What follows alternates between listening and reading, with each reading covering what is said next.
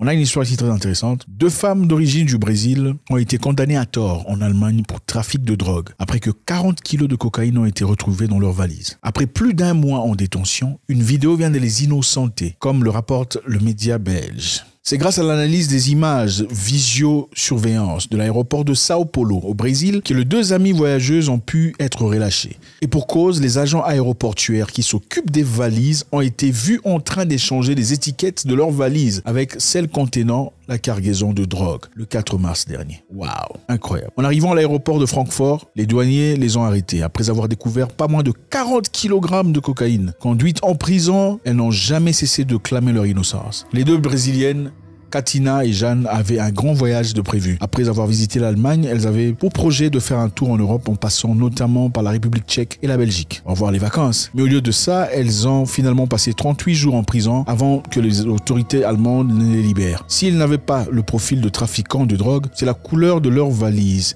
avec lesquelles ils se sont enregistrés au Brésil qui a permis de confirmer que celles contenant la drogue n'étaient pas les leurs. Enfin, le cauchemar terminé, a confié la mère de Jeanne aux médias brésiliens. Leurs proches s'étaient rendus en Allemagne pour tenter de faire évoluer l'enquête en faveur de jeunes femmes. Après la diffusion des images, incroyable n'est-ce pas? C'est incroyable, hein? C'est exactement ce que je disais. Vous partez en voyage avec votre copine, on part en Allemagne faire un petit tour pour aller peut-être plus tard en Europe, République tchèque, nous amuser un tout petit peu, on a sauvegarder de l'argent, mis de l'argent de côté. Finalement, on se retrouve avec des valises accusées des choses qu'on n'a pas fait. Ce sont des choses qui arrivent très souvent. Monsieur Robert, qu'est-ce que vous en pensez? Oui, voilà pourquoi j'ai toujours dit, la plupart des gens qu'on incarcère, cela ne veut pas dire forcément qu'ils sont coupables de quoi que ce soit. Ce sont des viols, de quoi que ce soit. Attention, monsieur Robert, vous aimez trop l'histoire de viol. Oui, parce que... La plupart des gens qui sont incarcérés par rapport au viol, mais attendez, on ne parle pas de viol. C'est une obstination par rapport au viol ou quoi, monsieur Robert? Ce qui m'arrive, c'est quoi? Un jour à Johannesburg, j'allais pour la Zambie, pour l'Osaka. Et puis, je devais scotcher mes bagages. Et puis, le messieurs va me relater une histoire un peu qui m'avait fait rire. Il m'avait dit qu'il ne faut jamais cadenasser votre bagage, scotcher, parce que cela va attirer l'attention des bagagistes pour voir s'il y a des choses très importantes. Et on peut te voler l'histoire. Donc, la plupart des gens qui travaillent à l'aéroport volent souvent des histoires. Et quand tu as perdu tes histoires, lorsque tu veux réclamer ça, parfois ça passe inaperçu. Mais lorsque c'est le cas comme des jeunes filles qui ont été incarcérées, là, on ne fait pas des enquêtes pour savoir si peut-être ce n'est pas eux qui ont mis ces histoires-là. Oui, c'est vraiment ce qui est triste. Ce qui est triste dans cette histoire, c'est que si on t'attrape dans un pays avec de la drogue ou des substances illégales dans ton sac, même si tu dis que ce n'est pas toi, on t'arrête. On t'arrête. Pourquoi on ne te croit pas quand tu dis que ce n'est pas toi? C'est injuste.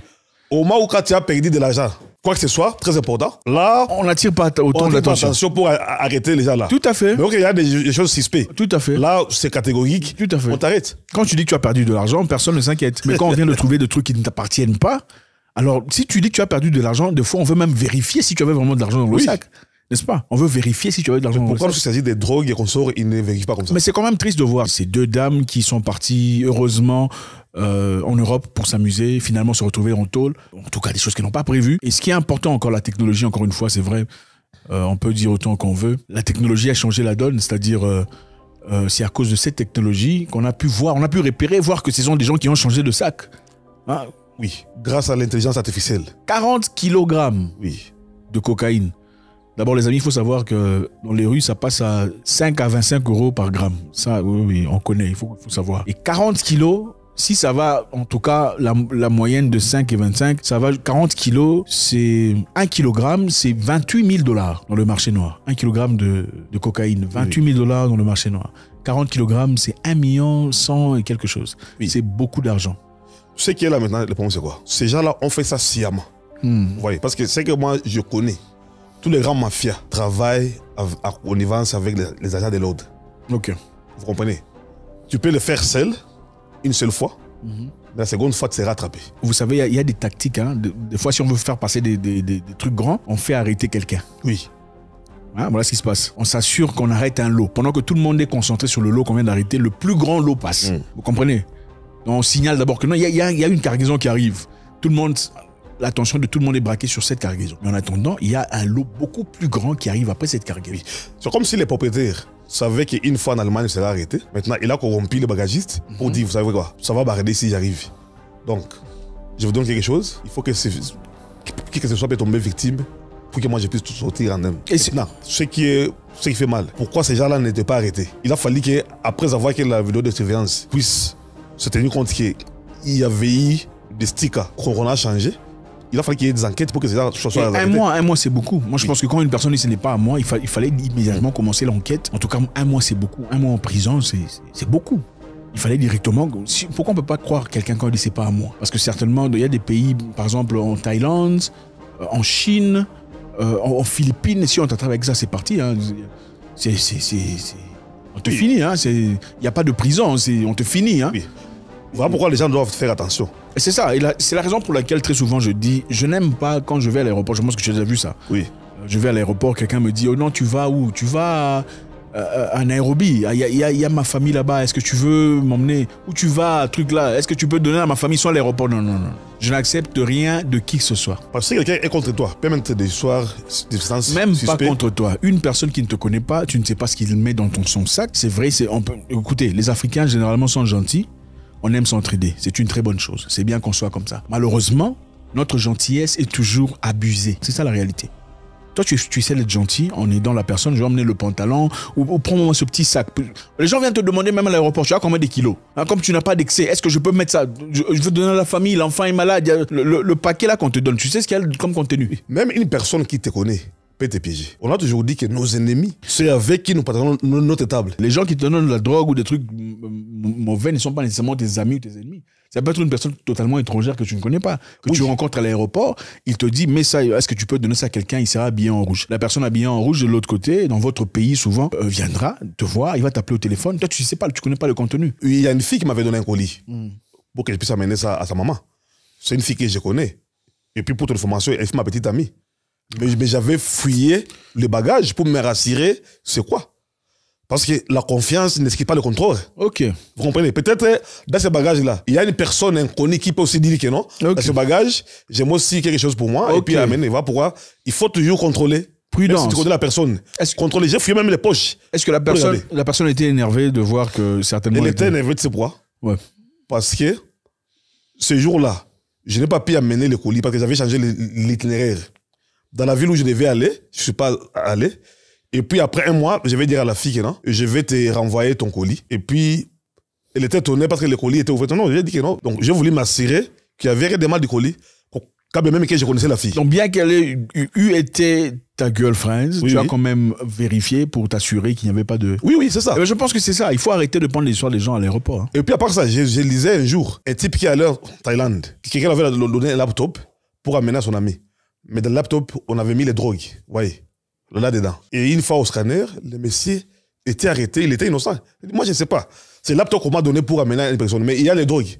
Le monsieur, vous dire aujourd'hui, il est incarcéré. Il faut arrêter d'accepter n'importe quoi. On te donne un truc, il faut demander de vérifier ça sur place. Si vous avez un bon cœur et vous pensez pouvoir aider quelqu'un, alors dans ce cas, demandez à ce que l'on ouvre cette histoire devant vous, que vous voyez le contenu.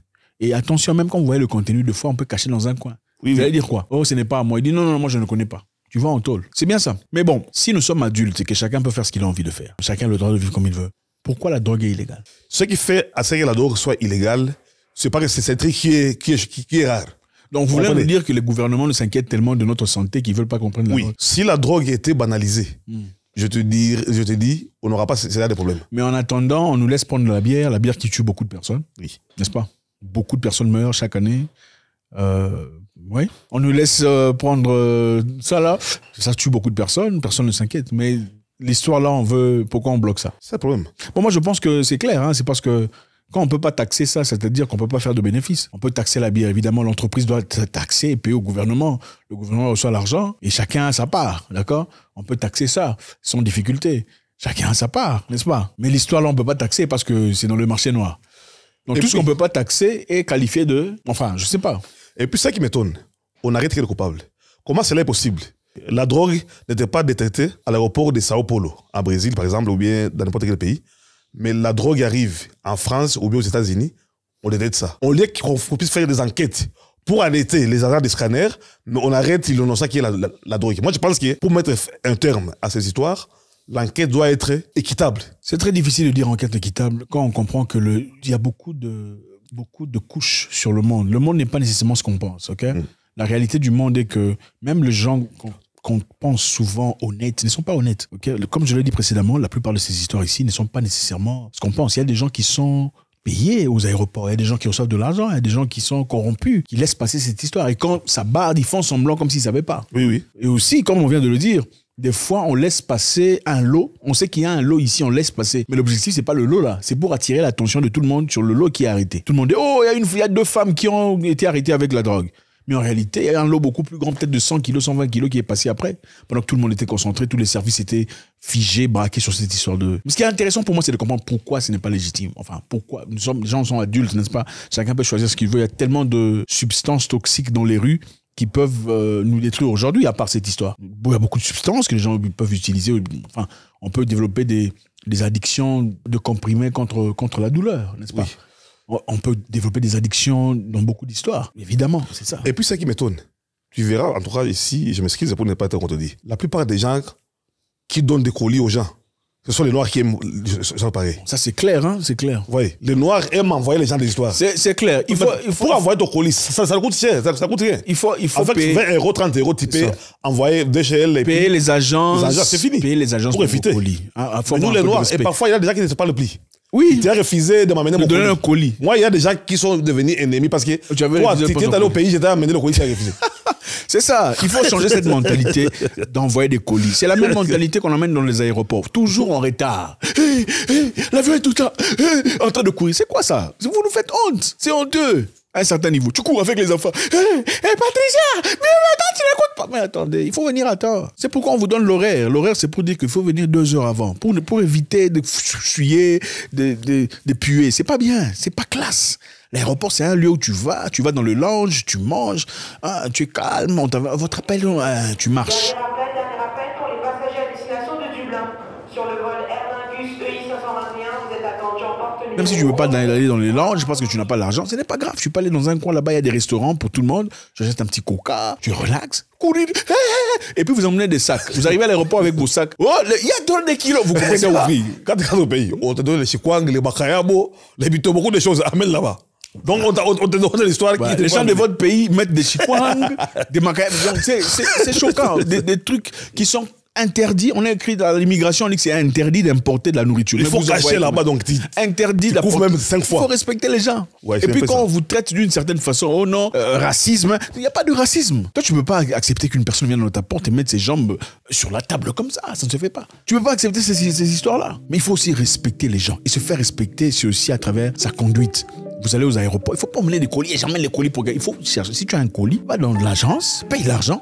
On va transférer ton colis. Oh, vous allez commencer à cibler les gens, s'il te plaît. Il y a des gens qui sont là-bas. Vous avez toujours des problèmes. Il y a l'enfant qui s'est cassé la jambe. Il y a toujours l'enfant qui s'est cassé la jambe. Il y a toujours sa tante qui est montée sur le... Il y a toujours des histoires. Oh, la pirogue était noyée. Non,